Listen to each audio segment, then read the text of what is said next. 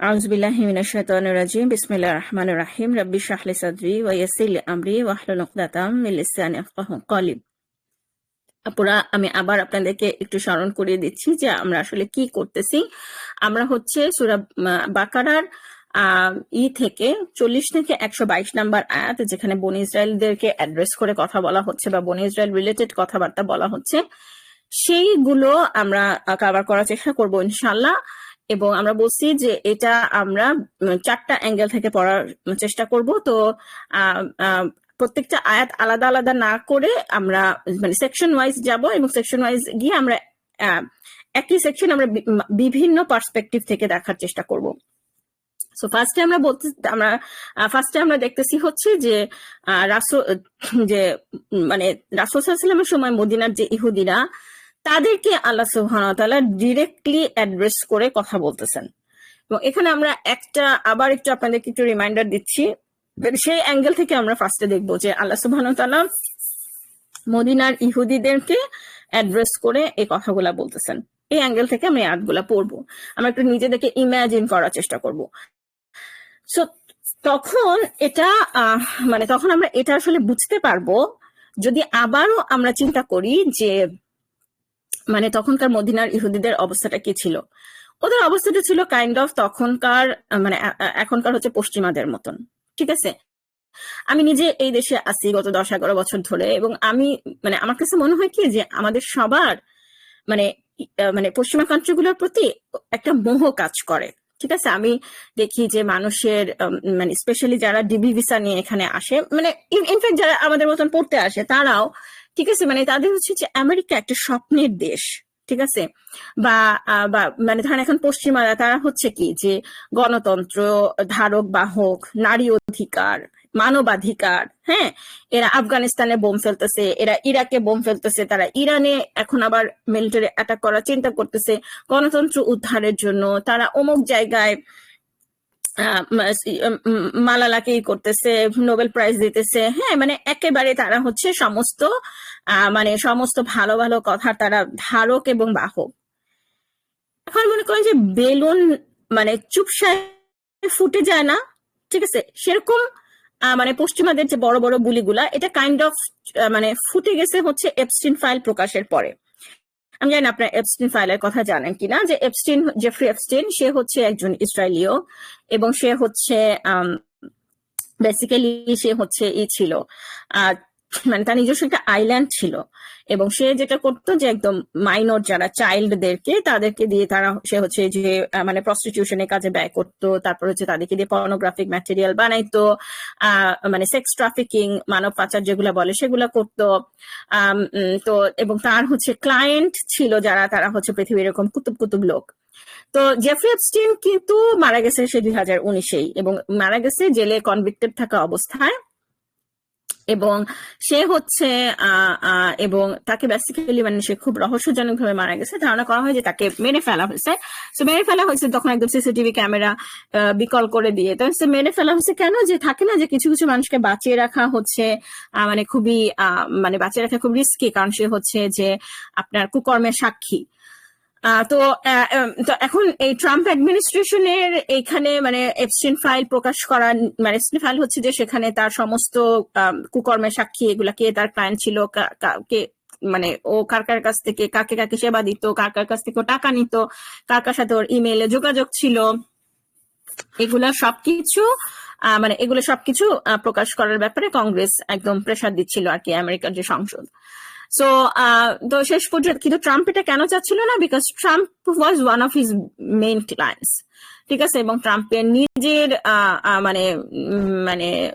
এপস্টিনের সাথে মারাত্মক খাতির ছিল, ওদের গলা জড়াজড়ি করা বহু বহু ছবি আছে। সো ট্রাম্প বেসিক্যালি চাচ্ছিল না, কিন্তু শেষ পর্যন্ত ও বাধ্য হয়েছে আর কি। তো এখন এপস্টিন ফাইল প্রকাশের পরে যে ওই যে হাটে হাড়ি ভেঙে যাওয়ার মতন, যে ধরেন এর মধ্যে আছে বিল গেটস এর নাম আছে, হেন কেন কুতুব নাই যার নাম নাই এপস্টিন ফাইলে। তো আপনারা হয়তো বিল গেটস এর নাম শুনছেন, যে মাইক্রোসফটের সহ প্রতিষ্ঠাতা। সো সে তো one of the richest person ছিল অফ দ্য ওয়ার্ল্ড। এবং বিল গেটস এবং মেলিতা ফাউন্ডেশন বিভিন্ন জায়গায়, বাংলাদেশেও প্রচুর এনজিও গুলাতে ফান্ডিং হয়। মানে ওরা হচ্ছে বিশিষ্ট মানে দাতব্য অর্গানাইজেশন খুলছে বিভিন্ন জায়গায়, ওরা বিভিন্ন কিছু করে, সো কল্ড অনেক অনেক কাজকর্ম করে আর কি। তো তারপরে জানি না আপনারা যদি খবর রাখেন যে বিল গেটস এর সাথে তো মেলিতার মানে ডিভোর্স হয়েছে মনে হয় 2-3 বছর আগে। সো তখন ওইটা নিয়ে কথা আসছিল যে নারী কিসে আটকায়, যে বিল গেটস এর এত টাকা তারপরও মেলিতা ওকে ছেড়ে দিল, এত বছরের দাম্পত্য জীবনের পরে 25 না কত 30 বছরে। তো তো এখন মানে বিল গেটস এর মানে সে যে এপস্টিনের ওয়ান অফ দ্য ক্লায়েন্টস ছিল শুধু তা না, মানে তার হচ্ছে একদম সেক্সুয়ালি ট্রান্সমিটেড ডিজিজ হয়ে গেছিল। এবং সে হচ্ছে আবার গোপনে তার ওয়াইফকে এগুলার ওষুধও খাওয়াইতো, যেন আবার ওর ওয়াইফের না হয়, কারণ ওর ওয়াইফের যদি হতো তাহলে তোর ওয়াইফ জেনে যাইতো যে তার মানে হচ্ছে বিল গেটস এরকম মানে 10 জায়গায় মুখ দিয়ে বেড়ায় আর কি, খুব বাজে ভাবে বলতে গেলে।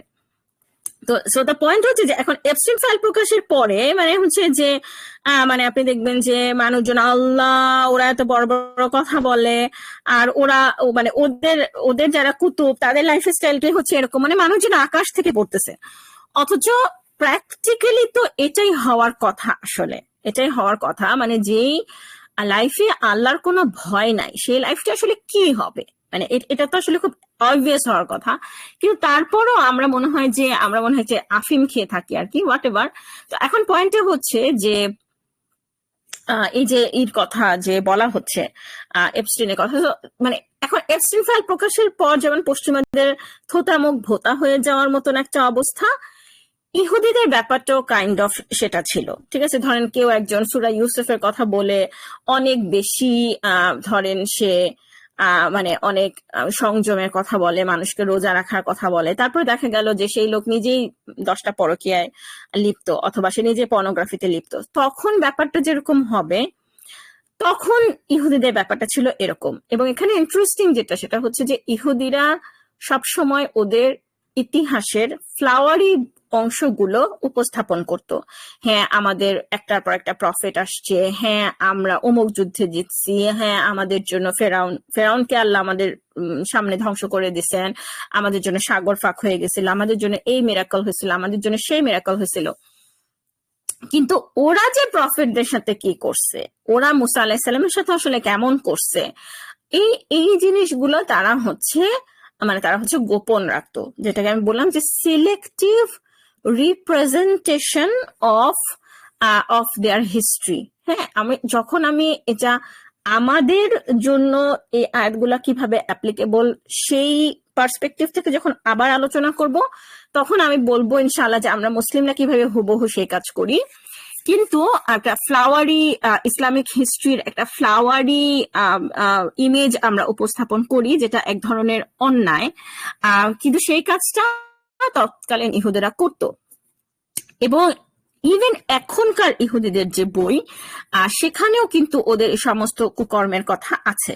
তো আপনারা যদি মানে ইসরায়েলের এগুলা দেখেন, এগুলোর সাথে অ্যাওয়্যার হন, তাহলে আপনারা দেখবেন জিউইশ ভয়েস ফর পিস একটা অর্গানাইজেশন আছে। এবং ইউএসএ তে যত এরকম প্রোটেস্ট হয়েছে একদম পার্লামেন্টের ভিতরে ঢুকে যাওয়া, এখানে ফ্রন্ট লাইনে কিন্তু মেইনলি ছিল হচ্ছে জিউইশরা, যারা হচ্ছে ইসরায়েলের এগেনস্টে এবং তারা জায়নিজমের এগেনস্টে। সো তাদের কথা হচ্ছে যে আমরা আমাদের পাপের কারণে হচ্ছে এখন আমরা এই পবিত্র ভূমি থেকে আমরা হচ্ছে মানে আমাদেরকে করে দেওয়া হয়েছে, এক্সপেল করে দেওয়া হয়েছে। এবং এই জিনিসগুলো ওদের বইতে আছে, কিন্তু ওরা এই পোর্শন গুলো ওরা কখনো তুলে ধরে না। এখন আল্লাহ সুবহানাহু ওয়া তাআলা কি করতেছেন? আল্লাহ সুবহানাহু ওয়া তাআলা ইজ লাইক, মানে আমরা একটু সামনেই দেখবো যে আল্লাহ সুবহানাহু ওয়া তাআলা হোল হিস্ট্রিটা তুলে ধরতেছেন। যে অংশগুলো ওরা গোপন করত সেগুলাকে সহ তুলে ধরতেছেন। এবং এটা ইটসেলফ একটা প্রমাণ যে রাসূল সাল্লাল্লাহু আলাইহি ওয়াসাল্লাম হচ্ছে সত্য। কারণ হচ্ছে যে মদিনার আনসারদের বা মানে আরবদের মানে আরবরা কিভাবে, ওরা তার হিব্রু জানতো না, ওরা কিভাবে ওদের বই পড়বে?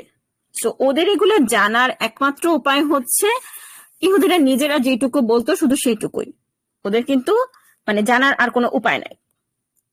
সো এটা মানে এটা ইটসেলফ একটা সত্যতার প্রমাণ। এবং আরেকটা জিনিস হচ্ছে এই যে ওদের এত খারাপ লাগতেছে যে যাদের করে এতদিন তুচ্ছতাচ্ছিল্য করে আসছে তাদের কাছেই এখন সেই লাস্ট প্রফিটটা চলে আসছে, যে লাস্ট প্রফিটের ব্যাপারে ওরা এত বোস্ট করতো, ওরা এত হ্যাঁ এই বুঝি চলে আসলো এই টাইপের করতো।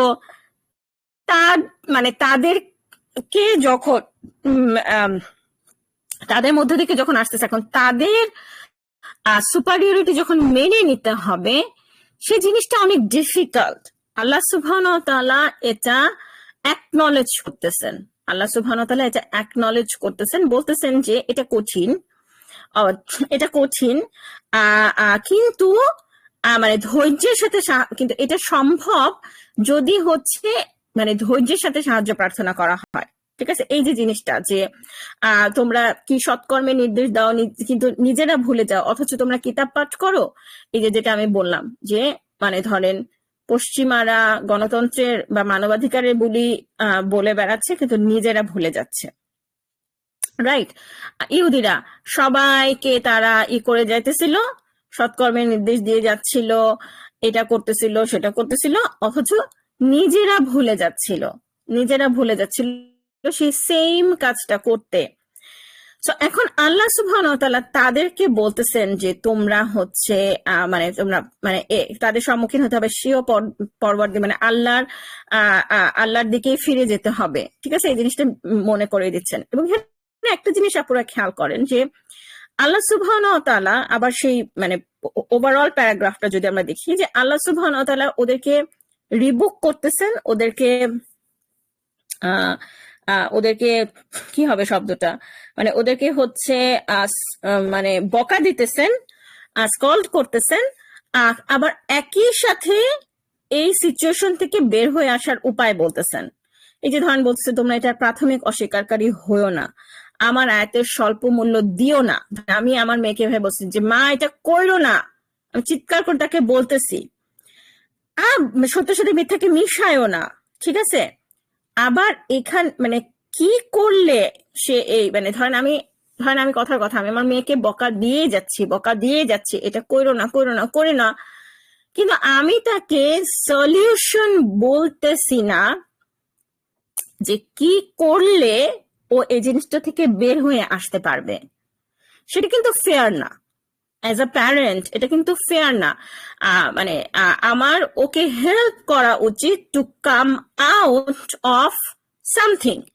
ধরেন ও কোরআন পড়তে স্ট্রাগল করতেছে বা সামথিং, নামাজ নিয়ে স্ট্রাগল করতেছে, হিজাব নিয়ে স্ট্রাগল করতেছে, কথা আমি বলতেছি।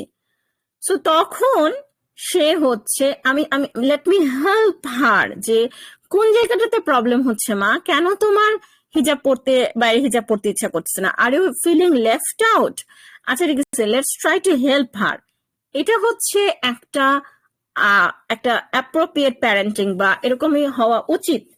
সো সেই জিনিসটা আমরা দেখবো যে আল্লাহ সুবহানাহু ওয়া তাআলার অ্যাটিটিউড, যে তাহলে কিভাবে ওরা এখান থেকে বের হয়ে আসতে পারবে, যদি তারা সালাত কায়েম করে, যদি তারা যাকাত দান করে এবং নামাজের ব্যাপারে ঠিক আছে। তারপরে আবার দেখেন বারবার নামাজের কথা বলা হচ্ছে, তোমরা তাহলে ধৈর্যের সাথে সাহায্য প্রার্থনা করো নামাজের মাধ্যমে। হ্যাঁ এটা ডিফিকাল্ট, হ্যাঁ, যে বাইরের মানুষের কাছে তোমার রেপুটেশন নষ্ট হয়ে যাইতেছে, তোমার সবকিছু চলে যাইতেছে, সবাই ফেসবুকে ধরেন কথা ফেসবুকে আপনাকে চিৎকার করতেছে, এই সময়ে নামাজের মাধ্যমে আল্লাহর কাছে সাহায্য চাওয়া ডিফিকাল্ট, কিন্তু এটা তাদের পক্ষে পসিবল যারা খাশিঈন এবং যারা হচ্ছে মানে যারা হচ্ছে মাথায় রাখে যে আমাকে তো রাজিউন, আমাকে আল্লাহর কাছে ফিরে যেতে হবে। ঠিক আছে, আবার সেই দিনকে ভয় করতে হবে যখন সামান্য উপকার আসবে না, কারো কোনো সুপারিশ কবুল করা হবে না, কোনো এই জিনিসটা। এবং এখানে একটা জিনিস দেখেন আপুরা, যে আল্লাহ সুবহানাহু ওয়া তাআলা সমাধান হিসেবে বারবার নামাজের দিকে ফোকাস করার কথা বলতেছেন। এবং আমাদের নামাজগুলো এত প্রাণহীন তার একটা কারণ হচ্ছে যে আমাদের কোরআনের সাথে সম্পর্ক নাই। তো আমাদের লাইফে আমরা এই জিনিসটা কিভাবে অ্যাপ্লাই করতে পারি, সেটা আমি আগামী পর্বে বলবো ইনশাল্লাহ। এটা একটু লম্বা হয়ে গেল এই পর্বটা অলরেডি। সো আমি আজকে এখানেই শেষ করতেছি, কিন্তু আমরা মোটামুটি আমরা এই মানে 48 পর্যন্ত, আমরা এই 40 থেকে 48 এটা আমরা মোটামুটি একটু কাভার করছি। এবং এবং আমাদের এরপর থেকে আমরা দেখবো যে আল্লাহ সুবহানাহু ওয়া তাআলা কিভাবে specific details of the history বলতেছেন। কিন্তু এটাকে আমরা কাইন্ড অফ বলতে পারি ওপেনিং রিমার্ক, যেখানে বারবার ওদেরকে আল্লাহকে ভয় করো, মানে মানে গ্রস একটা ইন্ট্রোডাকশনের মতন সামারি বলা হচ্ছে যে ওরা আসলে কি করতেছে। সো এইভাবে আমরা এই আয়াতগুলোকে দেখতে পারি। নামাজের ব্যাপারে কথাটা আমি আগামী পর্বে বলবো ইনশাল্লাহ। জাযাকুমুল্লাহু খায়রান শোনার জন্য। সালামু আলাইকুম রাহমাতুল্লাহি বারাকাতুহু।